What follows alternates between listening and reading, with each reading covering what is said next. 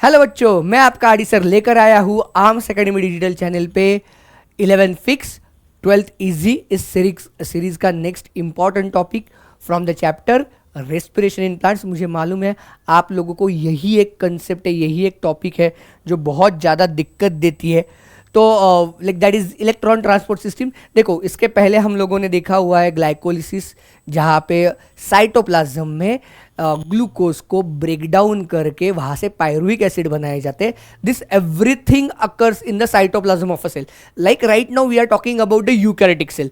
देखो, मैं अगर यहाँ पे माइटोकॉन्ड्रिया बोल रहा हूँ, मतलब बोलने वाला हूं, तो आप लोगों को ये दिमाग में कहीं ना कहीं चलना चाहिए कि like sir is talking about the eukaryotic cell only, क्योंकि उसमें ही माइटोकॉन्ड्रिया होती है, प्रोकैरियोटिक सेल में होती नहीं है। बात बराबर है? चलो, तो हम लोग जब electron transport system that is and oxidative phosphorylation, इन दो चीजों की साइमल्टेनियसली बात कर रहेंगे। कौन कौन सी है दो? इलेक्ट्रॉन ट्रांसपोर्ट सिस्टम एंड, देखो ये है electron transport system ETS and oxidative phosphorylation. अब हम लोगों ने ऑलरेडी फॉस्फोराइलेशन इस वर्ड का मतलब समझा हुआ है, that is addition of phosphate group, that is production of ATP. यहां पे ऑक्सीडेटिव मतलब हमने दो टाइप के फॉस्फोराइलेशन देखे हुए हैं। कौन कौन से याद है आपको? Substrate level phosphorylation. अब ये है दूसरा oxidative phosphorylation. Substrate level phosphorylation मतलब directly addition of inorganic phosphate to ADP, that is like ADP plus PI gives the ATP, that is directly production of ATP. Oxidative जहां पे हम oxygen को use करेंगे, कुछ रिड्यूसिंग इक्विवेलेंट्स को use करेंगे and then we will produce the ATP, तो ये ऑक्सीडेटिव फॉस्फोराइलेशन बन जाता है। इसके बारे में हम बात करने वाले हैं। मुझे मालूम है बच्चों कि आप लोगों को थोड़ी दिक्कत होती है यहाँ पे ये समझने के लिए कि अरे सर ये क्या हो रहा है, कहाँ से कहाँ जा रहा है। तो मैंने ही उसी के लिए छोटा सा टॉपिक है, एक टॉपिक अच्छे से समझ लो, अगला कोई सवाल गलत नहीं होगा। चलो, let's begin with this. The following steps in the respiratory process are to release and utilize energy stored in NADH and FADH2। देखो, ये दोनों का ऑक्सीडेटिव फॉस्फोराइलेशन होने वाला है, तो यहाँ पे हमारे लिए ये दोनों सबसे इंपॉर्टेंट है, NADH एंड FADH2। ये दो इंपॉर्टेंट मॉलिक्यूल्स है। प्रोड्यूस कहाँ कहाँ पे हुए, याद है आप लोगों को? यस, NADH2 के मॉलिक्यूल्स, दो मॉलिक्यूल्स प्रोड्यूस होते हैं ड्यूरिंग ग्लाइकोलिसिस, बराबर है। NADH के मॉलिक्यूल्स, दो मॉलिक्यूल्स प्रोड्यूस होंगे ड्यूरिंग लिंक रिएक्शन। दो मॉलिक्यूल्स क्यों बोल रहा हूं मैं? 1 ग्लूकोज से कंसीडर करो, या अदरवाइज एक लिंक रिएक्शन हम कंसीडर करते हैं, तो एक लिंक रिएक्शन में एक NADH प्रोड्यूस होता है, बराबर है। And carboxylic acid cycle, try carboxylic acid cycle, जिसको हम क्रेब्स साइकिल बुलाते हैं, वहां पे टोटल 3 NADH2 के मॉलिक्यूल्स प्रोड्यूस होंगे बाय द 1 एसिटिल कोए, बराबर है। अगर 1 ग्लूकोज बोलोगे तो 3 इंटू 2 6 हो जाएंगे। And 1 FADH2 is also produce during the try carboxylic acid cycle from the 1 acetyl कोए। देखो मैं किससे क्या, ये बहुत ही पर्टिकुलरली और पिक्यूलरली बोल रहा हूं, ये क्यों बोल रहा हूं ये समझ लो बच्चों, ताकि आप लोगों को याद आ जाए या आप लोगों को ये रियलाइज हो इस पे अगर प्रॉब्लम्स आते हैं तो मैंने हर वक्त whether I am talking about a glucose or whether I am talking about the pyruvic acid, whether I am talking about the acetyl CoA, वो मैंने एक्सप्लिसिटली मेंशन किया है आप लोगों के समझने के लिए। हाँ, अब ये इलेक्ट्रॉन ट्रांसपोर्ट सिस्टम है जिसको हम बहुत बार popularly known as electron transport chain. Either हम इलेक्ट्रॉन ट्रांसपोर्ट सिस्टम ही है पर इसको चेन लाइक स्ट्रक्चर्स में होते हैं, like it is placed in a chain like structure, तो हम इसको इलेक्ट्रॉन ट्रांसपोर्ट चेन भी बुलाते हैं बहुत जगह पे। अगर आपको क्वेश्चन में कहीं पे आ गया इलेक्ट्रॉन ट्रांसपोर्ट चेन तो आप लोग कंफ्यूज ना हो, इसलिए मैं बताकर रख रहा हूं आप लोगों को। We are talking about the electron transport system that is chain. अब इलेक्ट्रॉन्स जो है वो देखो ट्रांसपोर्ट होने में कैसे होगा, there has to be some electron transport substances or complexes that they have ability to release the electron, readily release the electron, or there has to be someone who accept the electron, तभी जाकर क्या होगा, वो transport में बन जाएंगे। तो इसके लिए हमारे माइटोकॉन्ड्रिया में टोटल 5 कॉम्प्लेक्सेस होते हैं। मैं एक देखो आपको एनसीईआरटी में दिया हुआ ही है पर मैं आपको लिखवा कर देता हूं, आपके सामने ही लिख देता हूं ताकि आपकी एक बार अच्छे से रिवीजन हो जाए। यहां पे मैं कॉम्प्लेक्स लिखूंगा और उसका यहां पे लाइक कंपोनेंट ऑफ ईटीएस,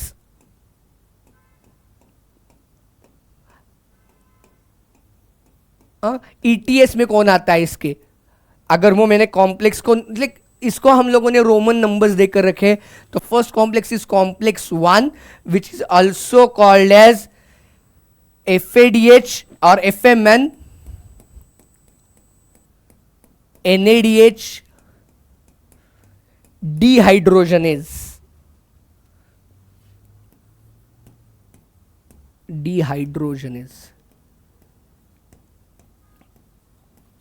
इसको हम बुलाते हैं। देखो ये आपको ना बहुत बार मैच द पेयर में क्वेश्चन है, आप लोगों ने जितने क्वेश्चन सॉल्व किए होंगे ना वहां पे आपको ये मिलेंगे ही मिलेंगे।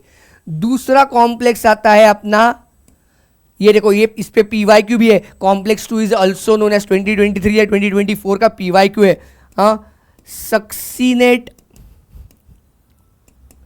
Dehydrogenase. Second complex is succinate dehydrogenase, second complex को हम बुलाते हैं। ये बहुत इंपॉर्टेंट है, इस पे बहुत बार क्वेश्चन आ चुका है, इसमें PYQ भी आप लोगों को मिल जाएगा, जिसको हम सक्सीनेट डिहाइड्रोजनेज बुलाते हैं। कॉम्प्लेक्स 3 होता है, third complex is cytochrome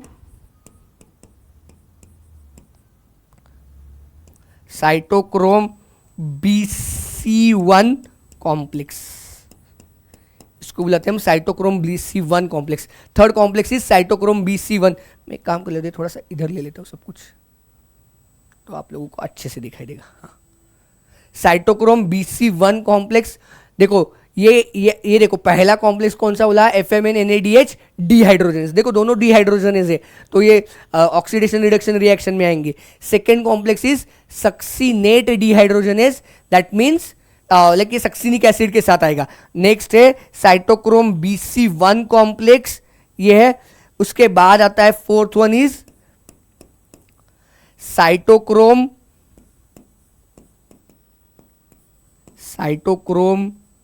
C oxidase. देखो आप देखोगे यहां पे ये 3 जो है, मतलब बाद में वापस बताओ, ये डिहाइड्रोजनेज आया, ये डिहाइड्रोजनेज आया, ये ऑक्सीडेज आया।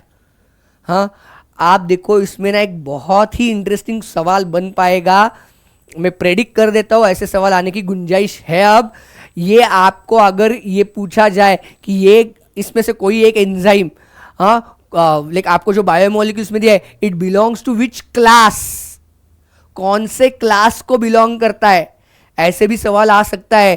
तो देखो ऑक्सीडो रिडक्टेज वाले जो है वो है ये क्लास 1 ही है पहला अपना, बराबर है।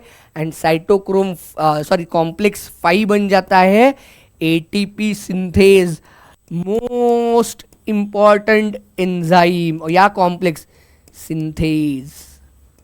ये भी इसमें से देखो 1 2 3 4 एंड 5 ये 4 जो है वो एंजाइम है, ASE से एंड हो रहे हैं ना, तो आप लोगों को थोड़ा सा दिमाग चल जाएगा आपका, अगर ये ASE से एंड हो रहे हैं तो इसका मतलब ही क्या है बच्चों कि ये चारों के चारों एंजाइम्स है।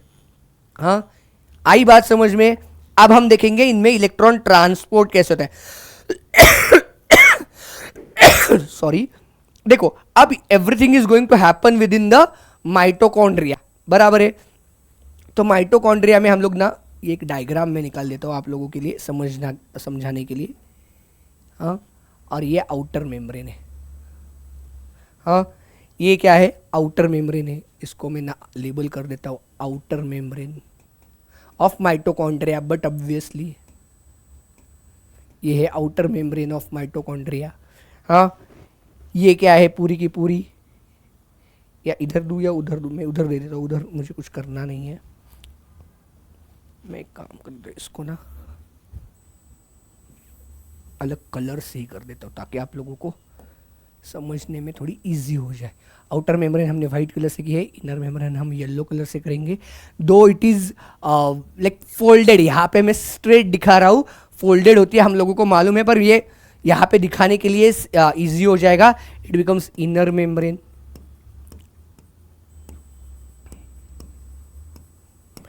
तो ये बट ऑब्वियसली क्या बन जाएगा इसका, मैट्रिक्स ऑफ माइटोकॉन्ड्रिया। हाँ, ये क्या बन जाएगा बट ऑब्वियसली, हाँ बट बताओ मुझे क्या बन जाएगा, ये आप लोगों को समझना बहुत ज़रूरी है। हाँ, ये लाइक इंटरमेम्ब्रेन स्पेस बन जाएगी।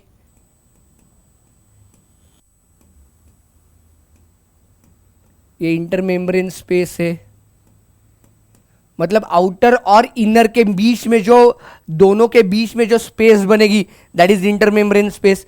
अब देखते हैं हम एक एक एक एक अपने जो अभी के कॉम्प्लेक्सेस थे, मैंने यहाँ पे आपको सबको नंबर इसीलिए दिया है कि वापस में सब कुछ लिखने की जरूरत ना पड़े। आपके एनसीईआरटी में लिखे हुए हैं बट यहाँ पे लिखने मतलब वो टाइप्ड है तो ईजी बैठ जाते हैं, तो यहाँ पे लिखने की जरूरत ना पड़े इसलिए मैं क्या दे रहा हूँ आप लोगों को, यहाँ पे मैं रिप्रेजेंटेटिव वो निकालता हूँ और बताता हूँ। देखो तो सबसे पहला आएगा अपना कॉम्प्लेक्स नंबर 1, ये ऐसे होगा, देखो इनर मेम्ब्रेन में सिचुएटेड है and this would be the our complex 1। कौन सा है कॉम्प्लेक्स 1? NADH dehydrogenase.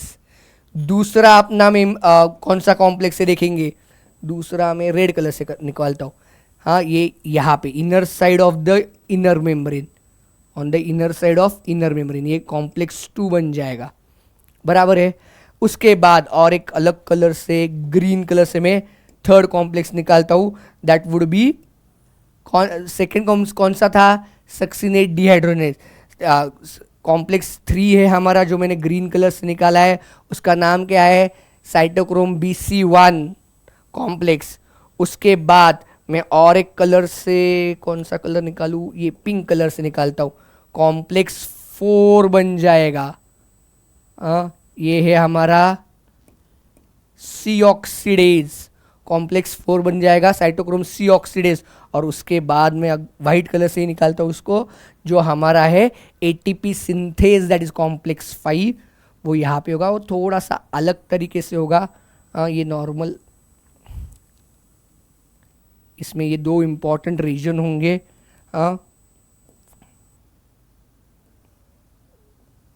देखो अब ये मेरा कॉम्प्लेक्स 5 भी है, अब मैंने इनको ऐसे अरेंज करके रखा है। अब देखो यहां पे इनके थ्रू इलेक्ट्रॉन की मूवमेंट होने वाली है एंड प्रोटॉन ग्रेडियंट बनने वाला है।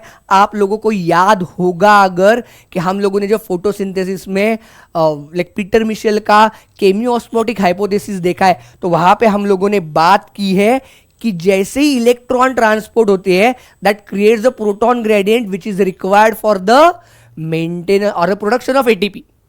दिस प्रोटॉन ग्रेडियंट का मेंटेनेंस किस बात के लिए जरूरी है? In order to produce the ATP। बात समझ में आई? मैं क्या बता रहा हूं, समझ में आया तुम लोगों को? यहां तक सबको क्लियर है? तो देखो अब होगा क्या, मैं अब एक सिंपल कलर से, मतलब व्हाइट कलर से ले लूं या अलग कोई कलर ले लूं, व्हाइट ही ले लेते ज्यादा आता है। देखो कॉम्प्लेक्स 1 उसका नाम था NADH डिहाइड्रोजनेज। तो वहां पे देखो एक रिएक्शन कैटालाइज होगी, हाइड्रोजनेज एंजाइम ही है, तो ये कौन सी रिएक्शन कैटालाइज करेगा? But obviously removal of hydrogen atoms that is NADH plus H+। ये NADH को ये NAD प्लस में कन्वर्ट करेगा, तो ये जो हाइड्रोजन है वो कहां चला जाएगा?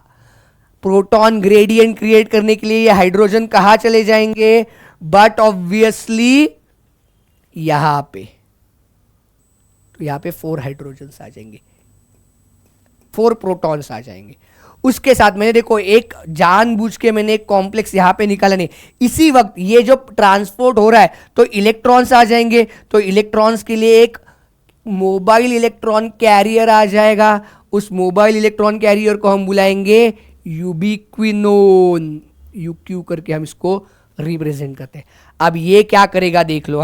बच्चों ये बहुत ही जरूरी है, देखो मैं जैसे निकाल रहा हूं ना वैसे इमेजिन करो, लाइफ में कभी भूल नहीं पाओगे आप लोग।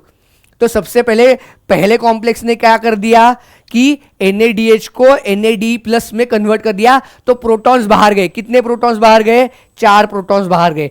उसी वक्त इलेक्ट्रॉन्स वहां से कहा गए? यूबिक्विनोन के पास। वहां से कहा गए? यूबिक्विनोन के पास। वो जो ट्रांसफर हो रही है उसी वक्त यूबिक्विनोन से मतलब इलेक्ट्रॉन्स कहां से कहा जाता है? यूबिक्विनोन के पास।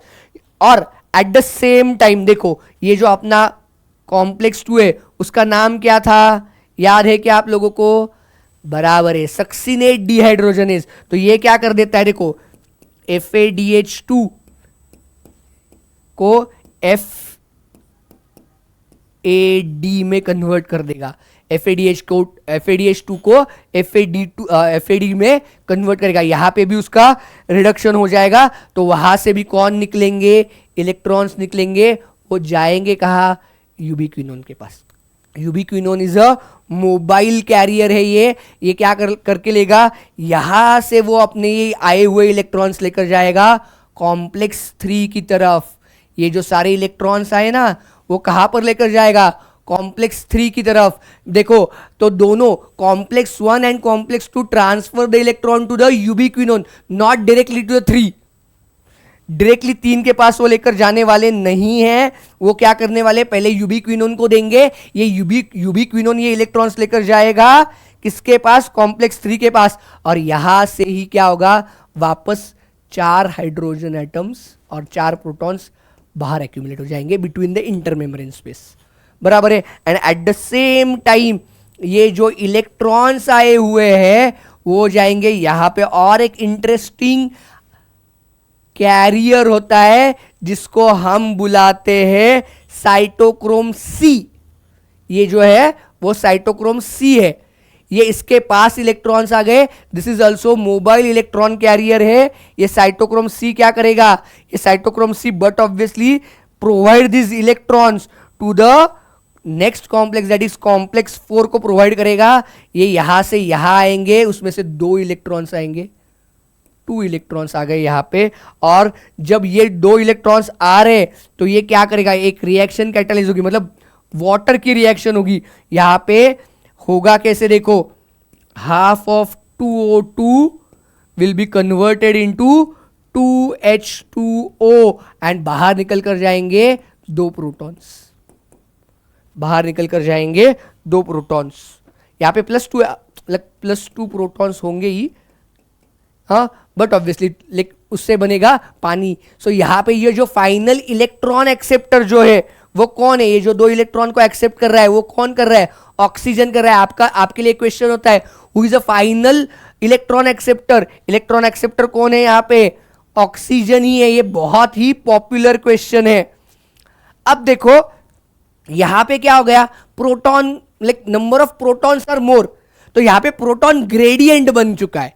अब यहां पे जब प्रोटॉन ग्रेडियंट बनता है तो लेटेस्ट एनसीईआरटी के अनुसार देखो हम लोग क्या बोलते हैं, ये जो हमारा एटीपी सिंथेज है वहां से 2 प्रोटॉन को लेकर आएगा और इस तरफ वो भेजेगा, while ट्रैवलिंग और while this protons pass from the intermembrane space to the matrix, वापस इतनी देर तक कहां से कहां जा रहे हैं, मैट्रिक्स से इंटरमेम्ब्रेन स्पेस में जा रहे हैं। अब वो वापस कहां से कहां आ रहे हैं, इंटरमेम्ब्रेन, बाहर जाते वक्त 10 जा रहे हैं, देखो ना शायद ज्यादा ही जा रहे, और अंदर आते वक्त वापस 2 ही आ रहे हैं। तो वो क्या बनाएंगे, जब ये ट्रांसपोर्ट हो रहा है तो एडीपी प्लस आईपी और pi will give you the ATP, किसकी वजह से, because of this 2 protons.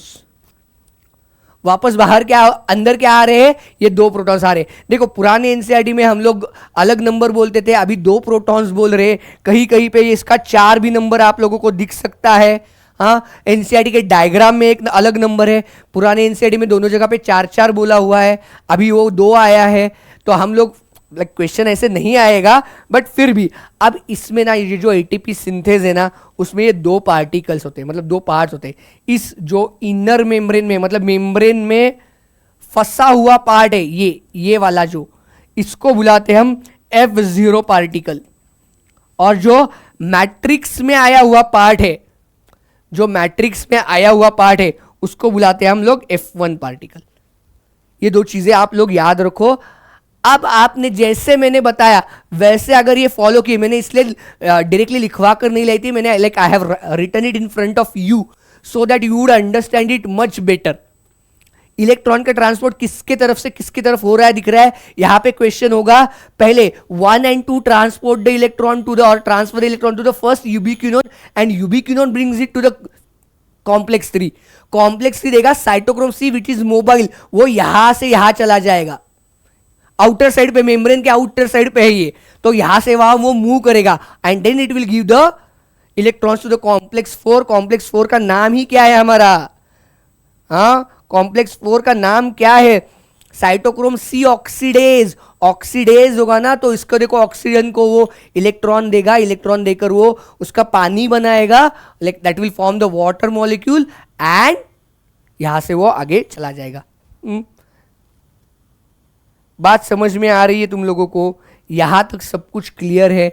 This is nothing but the entire electron transport system और this is nothing but the electron transport chain. अब इसको हम बुलाते हैं ऑक्सीडेटिव फॉस्फोराइलेशन, क्योंकि ये ऑक्सीजन की वजह से यहां पे एटीपी बन रहे हैं। देखो, oxygen is a terminal electron acceptor, it is a terminal proton acceptor भी है। इसमें ही लाइक प्रोटॉन मॉलिक्यूल्स आएंगे, प्रोटॉन एटम्स आएंगे and it will produce the water molecules, तभी जाकर ये प्रोड्यूस होगा, अदरवाइज नहीं होगा। इसलिए हम ऑक्सीजन को टर्मिनल, टर्मिनल मतलब इसके बाद इलेक्ट्रॉन ट्रांसपोर्ट एक चेन में बची नहीं है, एक साइकिल जो होती है, एक साइकिल होती है या एक सीक्वेंस होता है, उसमें ये कंप्लीट हो जाएगी, इसलिए हम इसको बुलाते हैं टर्मिनल इलेक्ट्रॉन एक्सेप्टर। इसके बाद इलेक्ट्रॉन ट्रांसपोर्ट नहीं हो रहा है। देख रहे हो आप, कहीं पे भी मैंने इलेक्ट्रॉन को लाया नहीं है यहां से।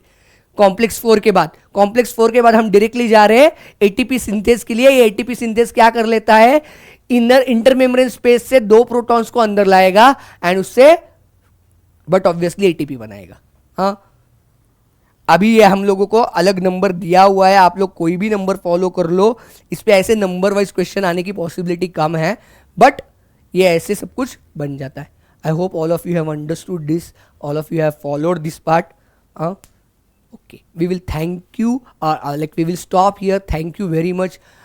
अगर आपको और भी कुछ चाहिए तो मुझे कमेंट में बता देना, I will like include that in my next lecture.